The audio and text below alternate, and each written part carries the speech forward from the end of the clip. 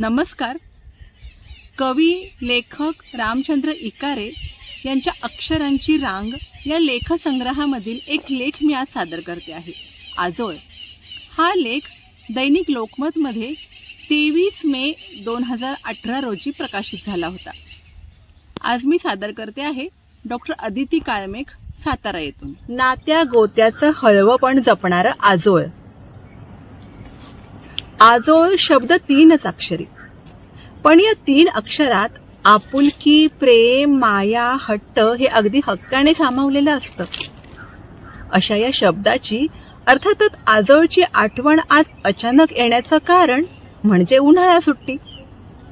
उन्हाळ्याच्या सुट्टीत कुठं जाणार हा आमचा बालपणीचा शाळेतल्या आणि गल्लीतल्या मित्रांना एकमेकांना हमखास विचारला जाणारा प्रश्न.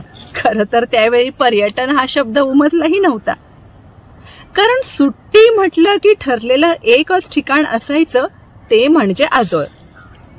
आज अनेक वर्षांनी आजोळी पाऊल ठेवलं आणि पटकन डोळ्यासमोर कितीतरी आठवणी उभारल्या, अगदी काल परवा घडल्यागत. मामांच्या घराभोवती असणारी डोंगराळ भागातील झाडी किर्र अंधारात मनात भीती निर्माण करायची, पण अशाच अनुभवातून भीती नावाच्या गोष्टीची सवय झाली आणि भीतीची धारही कमी झाली. केवळ सुट्टीत भेटलेले पण पुढे कित्येक वर्ष मैत्री जपणारे मित्रही इथंच ग बसले. आज भोवताली अनेक चिंतातूर पालक आपण पाहत असतो. 5 मिनिटं मुलगा नजरेआड झाला की चिंतातूर होणारे, अस्वस्थ होणारे. पण आम्ही सुट्टीला गेलो की आमच्या भ्रमंतीचं नियोजन आम्हीच आखलेलं असायचं. कदाचित व्यक्ती स्वातंत्र्याचा अर्थ आणि निर्णयाधिकाराचा वापर या 2 गोष्टी तिथंच रुजल्या असाव्यात.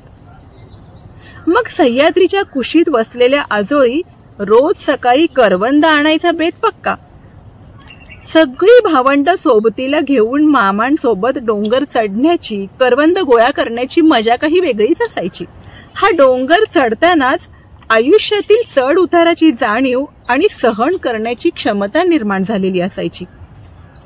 या सुट्टीच्या काळात ग्रामीण भागामध्ये जत्रा होतात. त्यावेळी आसपासच्या भागातील पै पाहुणे, त्यांचं येणं जाणं, त्यातून होणाऱ्या नात्यांच्या परिचयातून नातेसंबंधात समृद्धपण दिसून यायचं आणि गोतावळा समजायचा. अशा जत्रांमधून माणसांचा, नात्यांचाच नव्हे तर आमच्या रूढी परंपरेचाही परिचय होत असे. या जत्रेतील पाळण्यांपासून कुस्तीच्या फडापर्यंत साऱ्या गोष्टींचा आनंद आम्ही घेत असू. संध्याकाळच्या वेळी ओसरीवरच्या गप्पा नातेसंबंधातील हळवं विश्व उभं करायच्या.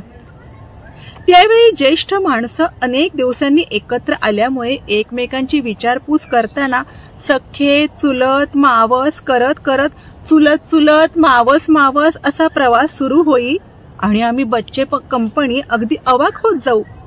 इतके मामा, इतक्या मावशा असे प्रश्न मनात येत. हे आजोळ जणू नात्या गोत्यांची उजळणी आमच्याकडून करून घेत असे. अशा उजळणी वेळी वर्षभरात एखादी घडलेली वाईट घटना, भलेही दूरच्या नात्यात झालेली असेल, अशा घटनेने ओसरी हळहळलेली मी पाहिलीये. कोणत्याही व्यक्तिमत्व विकास कार्यशाळेशिवाय या आजोळ्याने खूप काही शिकवलं. आज दुर्दैव, माणसाला व्याप नावाचा शाप मिळाला आणि माणसं या व्यापात सारी नातीच हरवून बसू लागली. अहो, पर्यटन स्थळ आम्हाला इतिहास सांगतील, भूगोल शिकवतील, पण नाती गोती आणि त्यातलं हळवेपण फक्त आजोळच दाखवेल, फक्त आजोळच दाखवेल. धन्यवाद.